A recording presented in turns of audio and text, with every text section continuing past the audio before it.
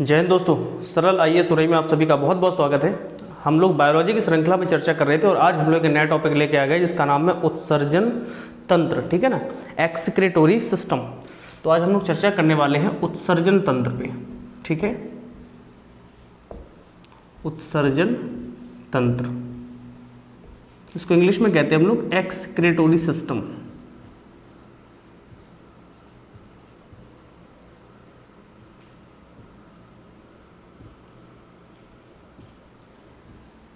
एक्सक्रीटोरी system. तो आज हम लोग उत्सर्जन तंत्र पे चर्चा करने वाले हैं। तो बात आती है कि उत्सर्जन तंत्र होता क्या है। तो हम कह सकते हैं कि कोई भी जीवधारी जिन अपशिष्ट पदार्थों का त्याग करती है उसको हम उत्सर्जन कहते हैं, और जिन अंगों, जिन इकाइयों या जिन वाहिनियों जीवधारी के अंदर जो भी उसके उत्सर्जन में मदद करते हैं उनको हम तंत्र कहते हैं। ठीक है, तो अगर बात की जाए तो उत्सर्जन क्या है, तो कोई भी जीवधारी जिन पदार्थों या अपशिष्ट पदार्थों का त्याग करती है, त्याग देती है, उसको हम उत्सर्जन कहते हैं। और ये प्रक्रिया जिन जिन अंगों या अन्य चीज़ों से कंप्लीट होती है उसको हम तंत्र कहते हैं। और दोनों को मिलाकर अब क्या बन जाएगा कि कोई भी जीवधारी जिन अंगों की मदद से या जिन एक सिस्टम की मदद से शरीर से अपशिष्ट पदार्थों का त्याग करती है उसको हम क्या कहते हैं, उत्सर्जन तंत्र कहा जाता है। ठीक है, तो अगर आपको परिभाषा लिखने हो तो आप लिख लेना। ठीक है, थोड़ा सा बैक करो तो परिभाषा कैसे लिखोगे कि कोई भी जीवधारी जिन अपशिष्ट पदार्थों का त्याग करती है उन्हें उत्सर्जन कहा जाता है, और जिन अंगों के माध्यम से करती है उसे हम उत्सर्जन तंत्र कहते हैं। ठीक है, और अगर दोनों को एक साथ मिला के बोल रहा हो तो हम क्या कहेंगे, कोई भी जीवधारी जिन अंगों या वाहिनियों की मदद से उत्सर्जन या अपशिष्ट पदार्थों का त्याग करती है उसको हम उत्सर्जन तंत्र कहते हैं। ठीक है, अब उत्सर्जन तंत्र की बात की जाए तो उत्सर्जन का मतलब क्या हुआ, अगर मैं यहाँ पे थोड़ा सा लिखना चाहूँ तो हम कह सकते हैं कि अपशिष्ट पदार्थों को त्यागना, यानी कि जो अपशिष्ट पदार्थ होते हैं, अपशिष्ट पदार्थ होते हैं वेस्ट मटेरियल, अपशिष्ट पदार्थों का त्याग। तो उत्सर्जन क्या होता है, अपशिष्ट पदार्थों का त्याग। और तंत्र क्या होता है कि जो भी इकाई या अंग इसमें भाग लेते हैं। ठीक है, तो बात क्लियर हो गई। तो अगर आपसे पूछा जाए कि अब उत्सर्जन तंत्र क्या होता है तो आप लोग बताने में एकदम सक्षम है। अब चलो समझते हैं। बात की जाए कि हम लोग चर्चा कर रहे हैं मानव की। मानव या जो पशु होते हैं, जो भी जीवधारी होते हैं, ये इनको हम लोग स्तनधारी में शामिल करते हैं। स्तनधारी, उनको हम स्तनधारी जीव कहा जाता है। और स्तनधारी जीव जो मूल रूप से जो अपशिष्ट पदार्थ का त्याग करते हैं उसको हम यूरिया कहते हैं। क्या कहते हैं, यूरिया। तो पूछा जाए कि बताओ स्तनधारियों का सबसे मुख्य उत्सर्जी पदार्थ कौन सा है। तो जो मुख्य उत्सर्जी पदार्थ,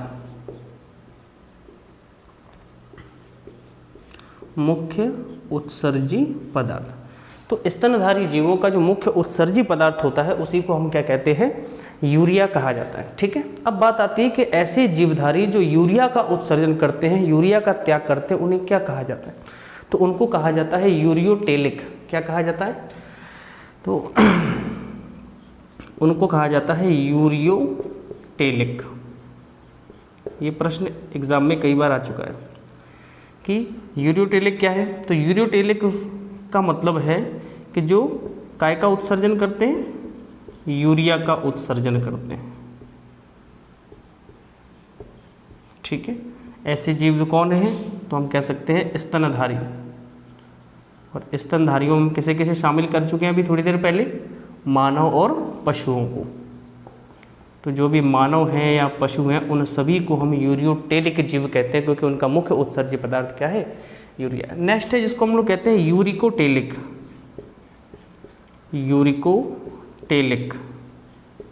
अब यूरिकोटेलिक क्या है, जो यूरिक एसिड का उत्सर्जन करते हैं। यूरिक एसिड का उत्सर्जन करते हैं। और जो यूरिक एसिड का उत्सर्जन करते हैं वो कौन से होते हैं, उनमें हम किसको शामिल करते हैं, जैसे पक्षी। तो जो पक्षी होते हैं वो यूरिक एसिड को त्याग करते हैं उसका। और सरीसृप जितने भी होते हैं, सरीसृप जानते हैं,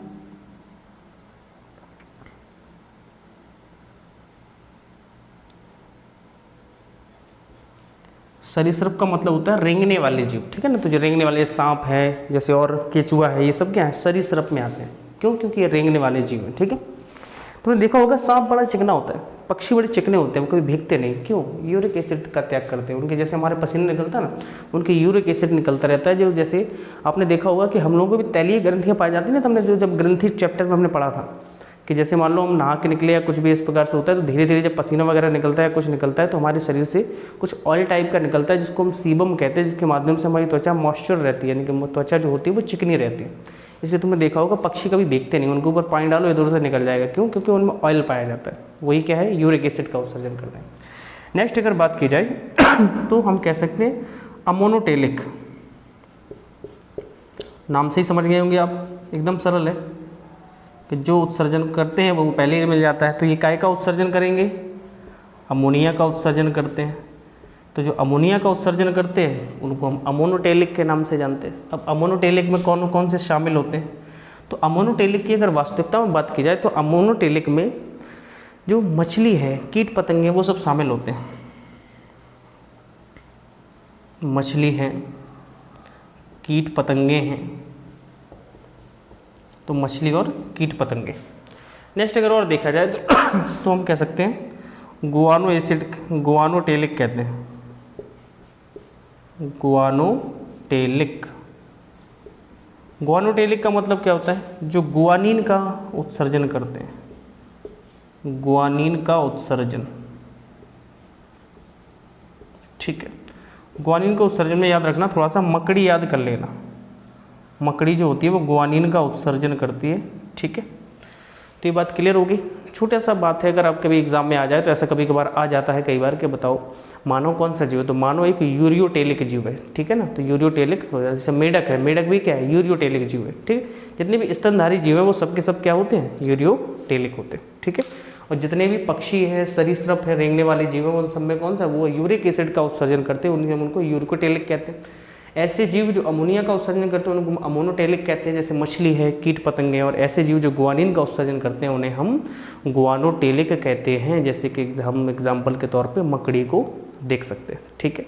तो अगर आपसे पूछा जाए कि उत्सर्जन तंत्र क्या है, तो उत्सर्जन तंत्र का मतलब होता है कि जो भी जीवधारी जिस पदार्थ का उत्सर्जन करता है उसको हम उत्सर्जन कहते हैं, या हम कह सकते हैं कोई भी जीवधारी जिन अपशिष्ट पदार्थों का उत्सर्जन करता है उसको हम उत्सर्जन कहते हैं। अपशिष्ट पदार्थों को शरीर से बाहर निकालना उत्सर्जन हो गया। और जिन अंगों, जिन इकाइयों या जिन भी प्रक्रियाओं से वो होकर गुजरता है उसको हम क्या कहते हैं, तंत्र के नाम से जाना जाता है। मानव की अगर हम लोग बात करें तो जितने भी जीवधारी वो सबके सब यूरिया का उत्सर्जन करते हैं। तो हम कह सकते हैं कि स्तनधारियों का मुख्य उत्सर्जी पदार्थ क्या होता है, यूरिया, इसलिए हम मानव को यूरियोटेलिक कहते हैं। अब बात आती है कि बताओ कि मुख्य उत्सर्जी अंग कौन कौन से होते हैं। मनुष्य में जो मुख्य उत्सर्जी अंग हैं वो कौन कौन से हैं?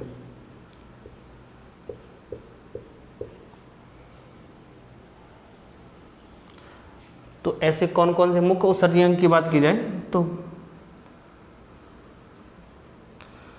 मुख्य उत्सर्जी अंग की बात की जाए तो सबसे पहले तो आता है किडनी, यही है सबसे बड़ा।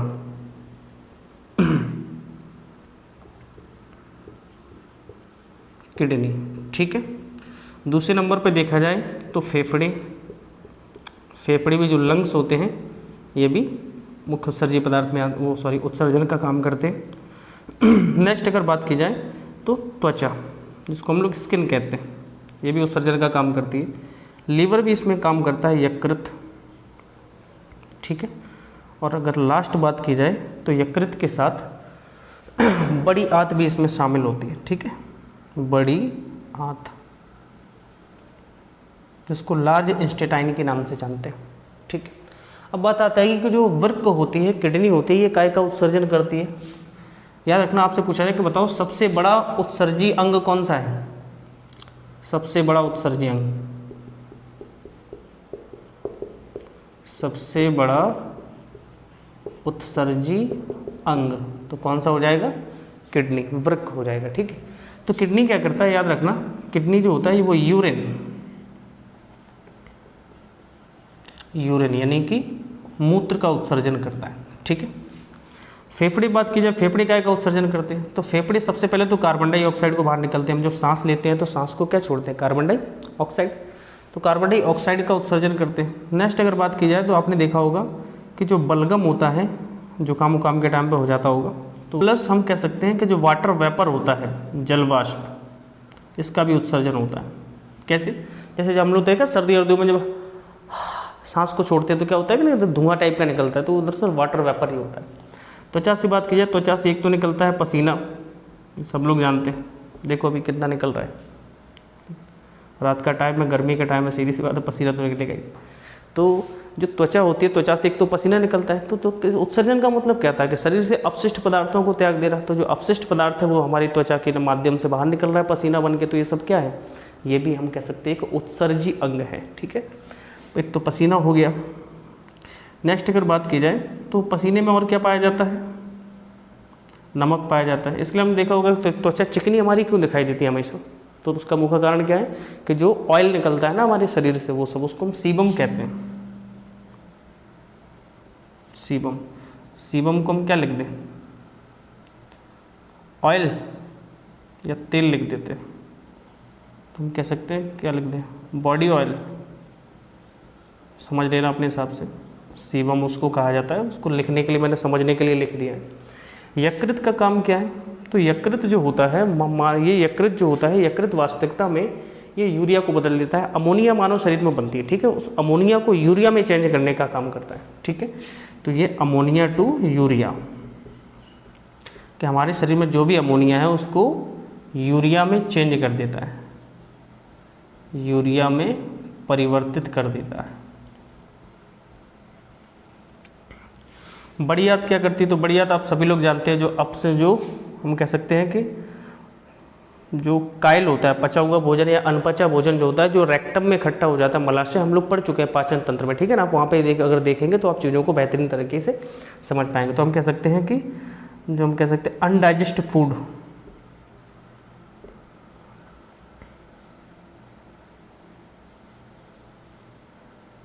और अनडाइजेस्ट फूड को हम लोग क्या कह रहे थे, कायल। पाचन तंत्र आपने नहीं देखा है तो आप वहाँ पे उसको देख लीजिए। तो अगर आपसे पूछा है कि मानव शरीर में जो मुख्य उत्सर्जी अंग होते हैं या उत्सर्जी अंगों की संख्या कितनी होती है, उत्सर्जी अंग मूलतः 5 पाए जाते हैं। कौन कौन से, वृक्क यानी कि किडनी, फेफड़े यानी कि लंग्स, त्वचा यानी कि स्किन, यकृत यानी कि लीवर, और प्लस बड़ी आंत यानी कि लार्ज इंस्टेटाइन, ठीक है। और अगर बात की जाए तो जो वृक्क होता है, किडनी होता है, उस किडनी से अगर बात की जाए तो क्या निकलता है, तो यूरिन यानी कि मूत्र, उसका होता है उत्सर्जन। फेफड़ों से क्या होता है, तो फेफड़ों से कार्बन डाइऑक्साइड, बलगम प्लस जलवाष्प, ठीक है। त्वचा से क्या होता है, पसीना, नमक प्लस सीबम यानी कि बॉडी ऑयल। नेक्स्ट होता है कि जो यकृत होता है, यकृत क्या करता है, हमारे शरीर में बनी हुई अमोनिया को, कोई क्वेश्चन सीधा आ चुका है कई बार, रेलवे में कई बार पूछा जाता है वनडे एग्जाम्स में, कि बताओ मानव शरीर में अमोनिया को यूरिया में परिवर्तित करने का काम कौन सा अंग करता है, तो कौन सा करता है, लीवर करता है। बड़ी आंत का जो अनडाइजेस्ट फूड होता है, जो पाचन प्रक्रिया में शामिल नहीं हो पाता, वह सब भोजन जो होता है वो रेक्टम यानी कि मलाशय में जाके एकत्रित हो जाता है, जो कि मल के माध्यम से बाहर निकलता है। तो हम ये कह सकते हैं कि बड़ी आंत भी एक प्रकार का ये है। तो हमें जो मेन पढ़ना है वो हमें पढ़ना है किडनी के बारे में। तो हमने बताया था मानव शरीर का जो सबसे बड़ा उत्सर्जी अंग है वो कौन सा है, मुख्य उत्सर्जी अंग है वो कौन सा है, वृक्क यानी कि किडनी। और किडनी क्या करता है उस पर हम लोग अभी चर्चा करेंगे। सबसे पहले थोड़ा सा यूरिन के बारे में समझ लेते हैं, ठीक है। तो अगर बात की जाए यूरिन की, यहाँ पे देख लो यूरिन, तो बताओ यूरिन का पीला रंग क्यों होता है, तो यूरिन का जो पीला रंग होता है वो होता है यूरोक्रोम के कारण। क्यों होता है, यूरोक्रोम के कारण। पूछा जाए कि बताओ यूरोप में गंध क्यों आती है, तो जो यूरिन होता है उसमें गंध क्यों आती है, तो यूरिन में गंध आने का मुख्य कारण क्या है, तो यूरिन का गंध कारण है अमोनिया। याद रखना कि जो हमारा लीवर है, कि जो हमारे शरीर में है लीवर, वो अमोनिया को यूरिया में चेंज कर रहा था। तो आपने देखा होगा कि जब कहीं पे जो मूत्रालय बने हुए होते हैं और सार्वजनिक टाइप के, तो वहाँ पे जब लोग जाते हैं तब वहाँ पे उस समय क्या होता है कि मूत्र में गंध नहीं आती, लेकिन कुछ समय बाद क्या होता है कि वातावरण से क्रिया करके जो मूत्र यूरिन होता है वो दरअसल फिर से अमोनिया में चेंज हो जाता है, और अमोनिया में आपको पता है कि गंध आती है, तो अमोनिया की गंधें होती है। नेक्स्ट पूछा जाए कि बताओ पीएच वैल्यू क्या होती है। यूरिन की पीएच वैल्यू होती है 4.8 के लगभग या 5 के लगभग होती है। तो हम कह सकते हैं कि 7 से नीचे है तो अम्ल होता है यानी कि एसिड, और 7 के ऊपर है तो क्षार होता है। ठीक है, तो मूत्र की प्रकृति कैसी होती है, तो मूत्र की प्रकृति अम्लीय होती है। ठीक है, मानव शरीर एक दिन में कितना लगभग मूत्र का त्याग कर सकता है, तो मानव शरीर 1 से 1.5 लीटर मूत्र का त्याग करता है। तो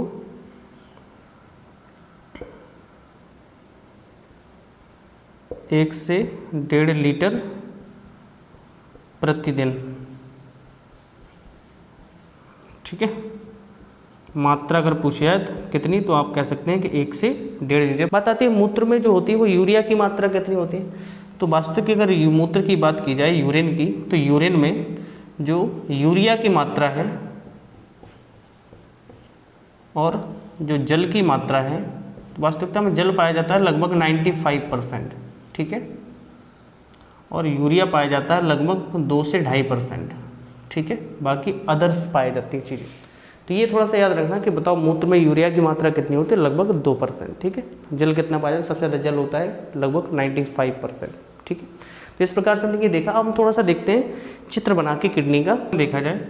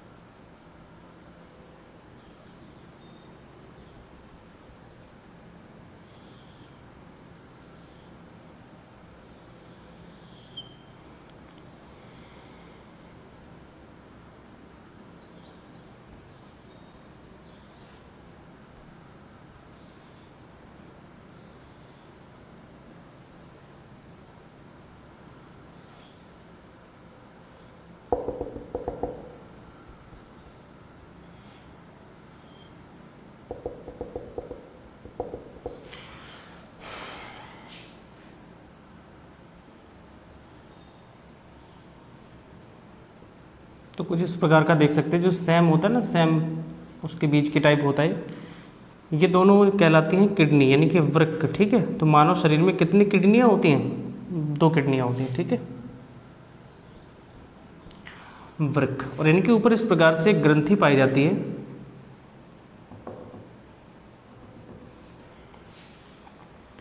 जिसको हम लोग पहले पढ़ भी चुके थे। इसको हम लोग एंड्रिनल ग्रंथि कहते हैं। ठीक है ना, इनको अधिवृक्क ग्लैंड्स कहा जाता है, अधिवृक्क ग्रंथि।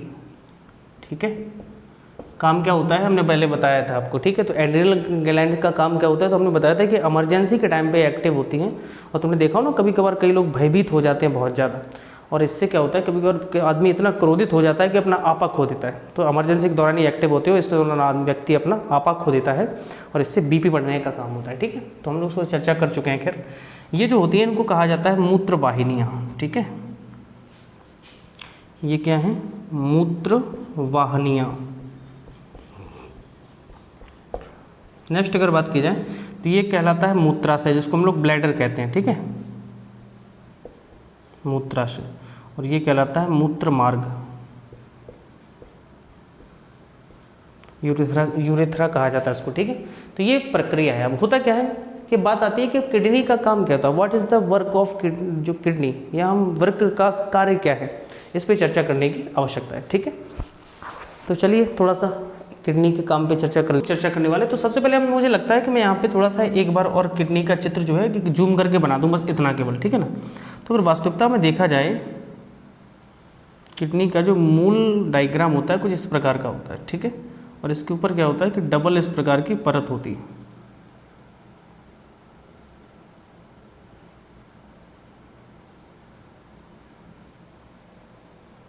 इस प्रकार से। अब होता क्या है कि ये जो हिस्सा है इसको कार्टेक्स कहते हैं, ठीक है। ये जो होता है इसको मेडुला और इसको रेनल हाइलम कहा जाता है। ये वाला जो हिस्सा होता है बीच का मध्य का हिस्सा, लिख देता हूँ। ये जो दोहरा हिस्सा है इसको कहते हैं रेनल कार्टेक्स।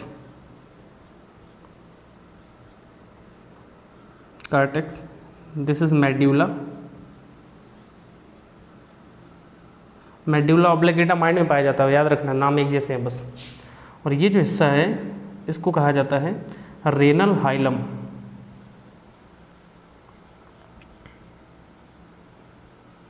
ठीक है। इसमें सबसे ज़्यादा अमोनिया की मात्रा पाई जाती है, तो सर्वाधिक अमोनिया, मैं इतना लिख देता हूँ, आप लोग समझ जाना, सर्वाधिक अमोनिया। तो पूछा जाएगा तो सबसे ज़्यादा अमोनिया की मात्रा कहाँ होती है? किडनी में, तो रेनल हाइलम में होती है।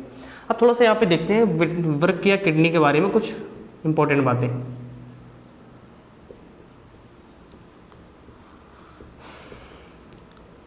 किडनी, तो सबसे पहले किडनी की संख्या देख लो, संख्या कितनी होती है?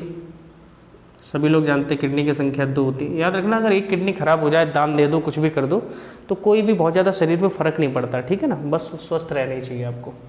तो व्यक्ति के काम करने की क्षमता, इन सब पे कोई दिक्कत नहीं होती किडनी से। नेक्स्ट अगर बात की जाए, जो किडनी जो होती है, किडनी जो किन कोशिकाओं से बनती है उनको हम नेफ्रॉन कोशिकाएँ कहते हैं। सबसे पहले जान लो कि जो किडनी है, किडनी की संख्या तो 2 है, और किडनी का जो भार होता है, यहीं पे लिख देता हूँ, किडनी का जो भार होता है वो होता है 140 ग्राम एक किडनी का, ठीक है। नेक्स्ट अगर बात की जाए, जो किडनी है नेफ्रॉन कोशिकाओं से बनी होती है। किन कोशिकाओं से? तो नेफ्रॉन, इंपॉर्टेंट बात है, याद रखना। यहाँ पूछा जाए कि बताओ मस्तिष्क किन कोशिकाओं से बना है? तो न्यूरॉन्स कोशिकाओं से, ठीक है। पूछा जाए किडनी किन कोशिकाओं से बनी हुई, तो नेफ्रॉन कोशिकाओं से बनी हुई है, ठीक है। तो इस प्रकार से हम लोग अलग अलग कोशिकाओं पर चर्चा करेंगे। तो नेफ्रॉन कोशिकाओं से निर्मित,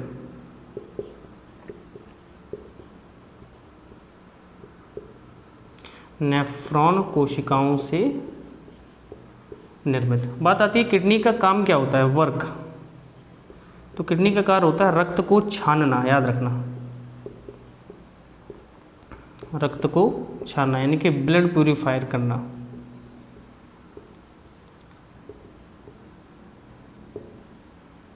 ब्लड प्यूरिफायर करने का इसका काम होता है, ठीक है। इसके अलावा और क्या काम होता है? पहला काम तो हो गया रक्त को छानना। दूसरा काम होता है कि पीएच मान को नियंत्रित करना। पीएच मान को नियंत्रित करने का मतलब क्या है? अम्ल और क्षार की मात्रा को नियंत्रित करना। अम्ल एवं क्षार की मात्रा कंट्रोल करना, ठीक है। नेक्स्ट अगर बात की जाए कि जो वृक्क होता है और क्या करता है, तो इसका काम होता है मूत्र निर्माण करना,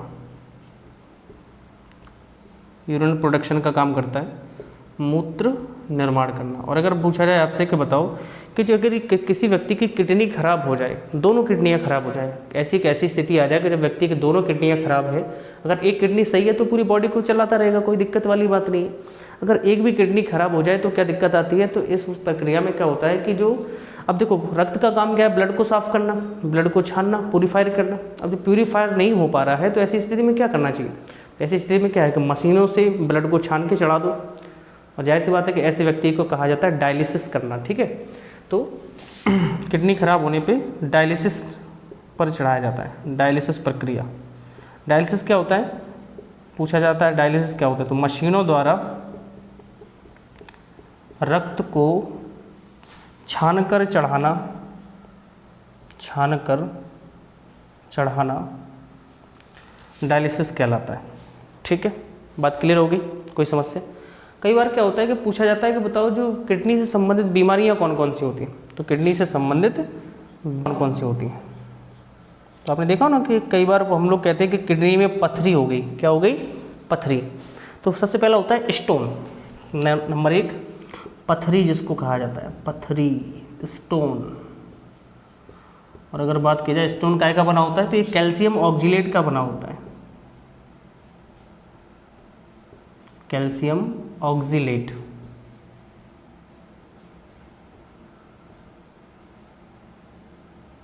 तो पथरी काय की बनी होती है? कैल्शियम ऑक्सीलेट से बनी होती है, से निर्मित। दूसरा बीमारी पूछा जाए तो यूरेनिया नाम की एक बीमारी होती है, यूरेनिया। यूरेनिया में होता क्या है कि जो यूरिन होता है ना, मूत्र, तो लिखो मूत्र में यूरिया की मात्रा बढ़ जाती है, यूरिया की मात्रा में वृद्धि। तो आपसे पूछा जाए तो इस प्रकार से, अगर कोई व्यक्ति, अगर मान लो किसी व्यक्ति की किडनी खराब है, यदि आप किडनी लेना चाहते हैं तो जाहिर सी बात है कि ट्रांसप्लांट करवा सकते हैं, नो प्रॉब्लम। पूछा जाता है कि अगर कोई व्यक्ति मर जाए तो मरने के बाद उसको कितने समय के अंदर किडनी का ट्रांसप्लांटेशन हो जाना चाहिए, नहीं तो फिर ना किडनी काम करना बंद कर देती। तो व्यक्ति के मरने के 48 घंटे के अंदर, व्यक्ति की अभी मृत्यु हुई तो 48 घंटे के अंदर यदि किडनी का ट्रांसप्लांटेशन हो जाता है तो जाहिर सी बात है कि किडनी काम करती रहेगी, कोई दिक्कत नहीं। ठीक है, तो कोई समस्या है समझने में? तो आज हम लोगों ने देखा, नॉर्मल छोटा सा टॉपिक था, उत्सर्जन तंत्र। तो उत्सर्जन तंत्र के बारे में ये सारी चर्चा। ठीक है, आप देखना चाहो तो थोड़ा सा यहाँ पे देख लो कि जो किडनी होता है, जब रक्त इनमें पहुँचता है तो पहुँचने के पश्चात क्या होता है कि किडनी रक्त को छानना शुरू कर देती है, और छानने के पश्चात ये जो कोशिकाएं होती हैं, वास्तविकता में ये जो कोशिकाएं हैं किडनी की कोशिकाएं, जिनको हम लोग नेफ्रॉन के नाम से जानते हैं, नेफ्रॉन, इन नेफ्रॉन का मेन काम होता है, ये छानने का काम कर देती हैं।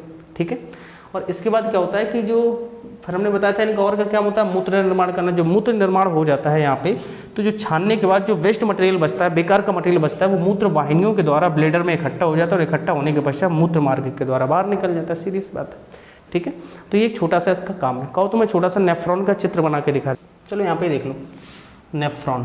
तो नेफ्रॉन का चित्र होता है इस प्रकार से होता है कुछ।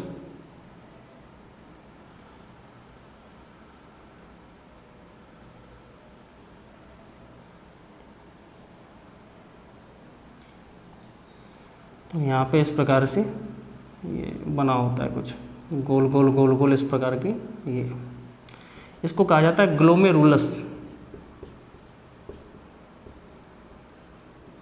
ग्लोमेरुलस। और ये जो हिस्सा इसको कहा जाता है वोमन कैप्सूल या वोमन पिंड, वोमन कैप्सूल। काम क्या है दोनों का देख लो। ग्लोमेरुलस का काम होता है कि रक्त को छानना, तो ये रक्त को छानने का काम वास्तविकता में यही करता है, तो रक्त को छानना। अब रक्त को पता चला यहाँ से ग्लोमेरुलस ने छान लिया, लेकिन ये होता क्या है कि ब्लड में आपको पता है कि हीमोग्लोबिन भी पाया जाता है, ब्लड में ऑक्सीजन भी पाया जाता है, ब्लड में बहुत सारे ऐसे पदार्थ पाए जाते हैं जो मानव शरीर के लिए आवश्यक है, हार्मोन्स हैं, ये सब है, ये सबको ही छान देता है, कुछ नहीं बचने देता, सीधा बाकी पहुँच जाता है। तो इसके बाद जब ये चीज़ ग्लोमेरुलस सबको छान लेता है, ये चीज़ें जब इधर पहुँचती हैं तो हमारे शरीर के जो बहुत इंपॉर्टेंट चीज़ें थी, जो हमारे शरीर के लिए बहुत ज़्यादा आवश्यक थी, वो सब इसने छान ली। तो जो आवश्यक वस्तुएं हैं हमारे शरीर के लिए, जो आवश्यक तत्व है, उनको जो छान लिया इसने, उन सबको पुनः अवशोषण करने का काम कौन करता है? तो वोमन कैप्सूल करता है। ठीक है, तो थोड़ा सा इतना याद रखना, ये नेफ्रॉन का चित्र है वास्तविकता में। इसमें दो भाग होते हैं, glomerulus plus woman capsule. Glomerulus का काम होता है रक्त को छानना, ये सारी चीज़ों को छान देता है, लेकिन उनमें से जो इम्पोर्टेंट चीज़ें हैं तो उनको हम कह सकते हैं कि जो आवश्यक हैं, आवश्यक पदार्थों का पुनः अवशोषण, तो पुनः अवशोषित कर लेता है और हमारे शरीर में वो दोबारा से मिल जाते हैं। और बाकी जो बचा हुआ जो अन्य वेस्ट पार्ट होता है वो सबका सब मूत्र वाहिनियों के द्वारा ब्लैडर में एकत्रित हो जाता है मूत्र के रूप में, और मूत्राशय द्वारा बाहर निकल जाता है।